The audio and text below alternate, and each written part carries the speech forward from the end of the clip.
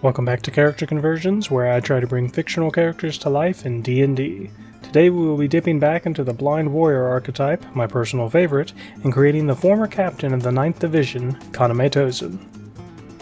For stats we'll be using the standard array of the player's handbook. Strength will be 8, just flat out not necessary for our build. Dexterity will be 13, we want to have a decent AC if we can. Constitution will be 14, we could at least take one hit from Kenpachi Zaraki without dying. Intelligence will be 10, not unintelligent but nothing special. Wisdom will be 12, being blind we do need to have a bonus to our perception, and finally our charisma will be 15. This will be our primary stats starting at 2nd level. For race, if I were prioritizing the optimization over source accuracy, I would go with Variant Human to get the alert feat at level 1, but I think Aasimar is probably the best race to represent a Soul Reaper, and because Kaname is revealed to be a traitor, for him we want Fallen Aasimar. This gives a +1 to Strength, which sadly for us is useless, and a +2 to Charisma, raising both to 9 and 17 respectively. We have Dark Vision out to 60 feet, Celestial Resistance gives us resistance to necrotic and radiant damage, Healing Hands allows us to heal hit points equal to our level once per long rest. I don't think Kaname is ever shown to use Healing Keto, but as a captain it is not unreasonable to think that he could. Lightbearer gives us access to the Light cantrip, and finally we speak Common and Celestial. For background, the 9th Division of the Sarate, which he was formerly captain of, had the duty of protecting the Sarate. Because of this, it is always on standby for combat, because it is the security for the Gotai 13. For this reason, we will be using the Soldier background. This gives us Athletics and Intimidation as skills, proficiency with a gaming set and land vehicles. Our feature is Military Rank, allowing us to exert influence over other soldiers and requisition simple equipment or horses for temporary use. For class, this will ultimately be a multi-class build. So first we will be starting with Fighter. This means we gain a D10 hit die, proficiency with Strength and Constitution saves, and our skills of choice will be Acrobatics and Perception.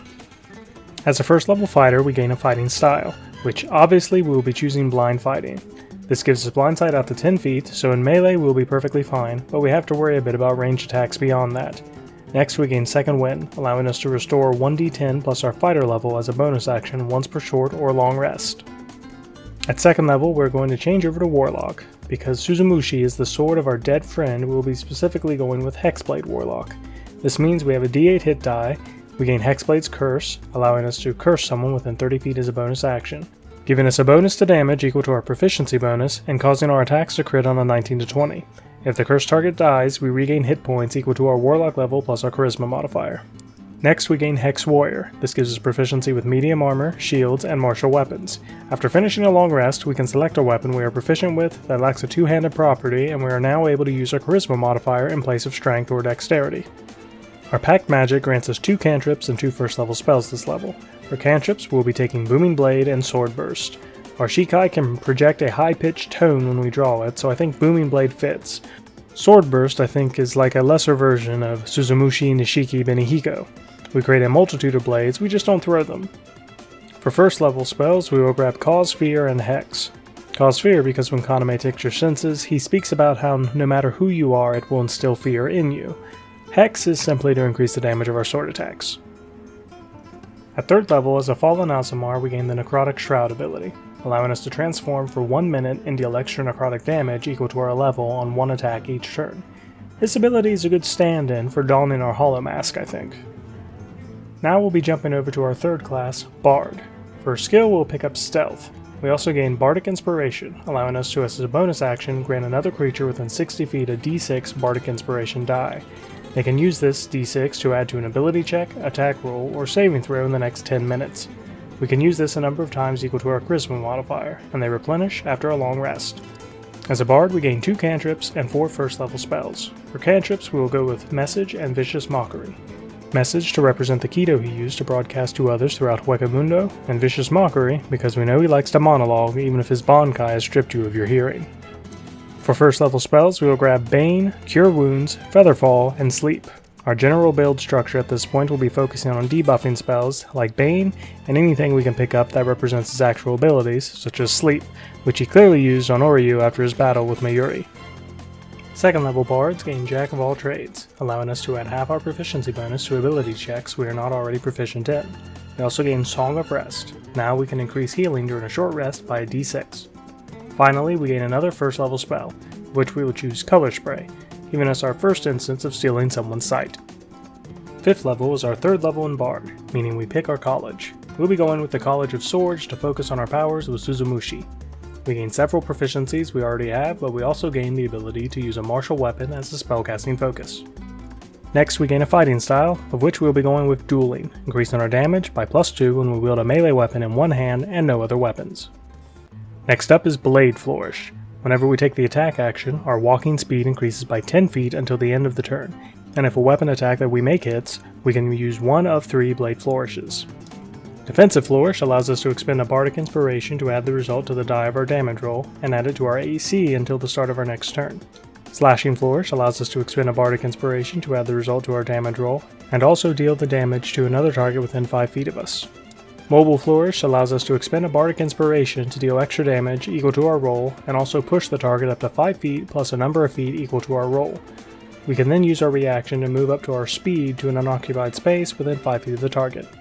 I'm a fan of these because Kaname appears to be primarily a solo fighter, and this now means that what is typically a support ability, Bardic Inspiration, becomes our offensive ability. Next we gain expertise in 2 skills of our choice. We will choose Perception and Stealth. Finally, we gain our first 2nd level spell. We will grab Blindness/Deafness, another spell to rob someone of their senses, this time for up to a minute. 6th level is our first ability score improvement. We'll be trading this for a feat, and you probably guessed which, the Alert feat. This means we can no longer be surprised while we are conscious, we gain a +5 bonus to initiative, and other creatures don't gain advantage on attack rolls for being unseen by us. We no longer need to worry about an attack from further away than 10 feet.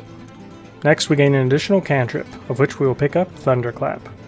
For our 2nd level spell this level, we will pick up Silence. Now we can steal the hearing of all in a 20-foot radius sphere. 7th level, our Bardic Inspiration die increases to a D8.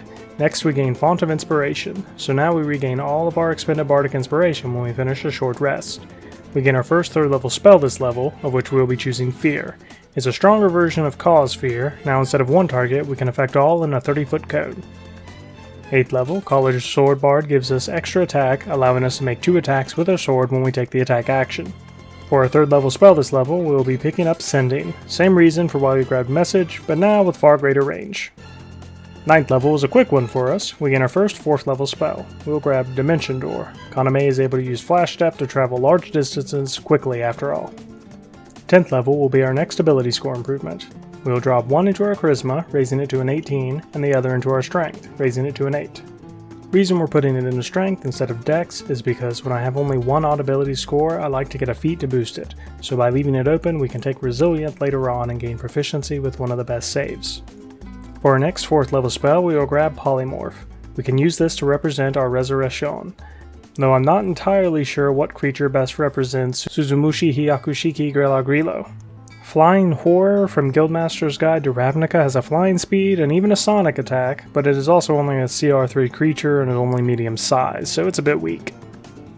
At 11th level, our Song of Rest increases to a D8, and we gain our first 5th level spell. We will take Rary's Telepathic Bond, probably our last spell to involve communicating with people at distance. At 12th level, our Bardic Inspiration increases to a D10. Next, we gain Expertise and another 2 skills of our choice. Out of the few skills we have to choose, we will pick Acrobatics and Intimidation. For our final cantrip on this build, we will grab Blade Ward. Our last ability this level is Magical Secrets, allowing us to select 2 spells of up to 5th level from other classes. First, we will of course be grabbing the 2nd level wizard spell, Darkness. With this, we can create a 30-foot diameter sphere of darkness, just like our Bankai, Suzumushi Tsuishiki and Makurogi.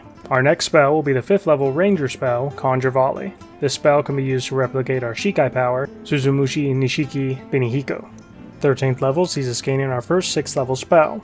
There are actually not a lot of choices on the Bard spell list, especially for Tousen, so we'll just grab Guards and Wards spell. 14th level is another ability score increase. You could trade this for the Resilient feat now, or wait until next one. I personally will be capping Charisma off at 20. At 15th level, our Song of Rest die increases to a D10. Next we gain a 7th level spell.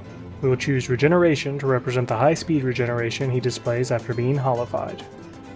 16th level, we gain the final ability of the College of Swords, Master's Flourish. Now whenever we use a Bard Flourish, we can choose to roll a d6 and use that instead of expending a Bardic Inspiration. So there is now never a time we shouldn't be using a Blade Flourish. Next, we gain another instance of magical secrets. First, we will be taking the 6th level wizard spell, Disintegrate. This is to represent how Kaname disintegrated Green Zhao's arm after cutting it off. For a second spell, I was going to choose Steel Wind Strike, then I realized it can only target creatures you can see. So unless you have 5 targets within 10 feet of you, this is kind of a waste. So instead, we will take Far Step, a 5th level Warlock spell.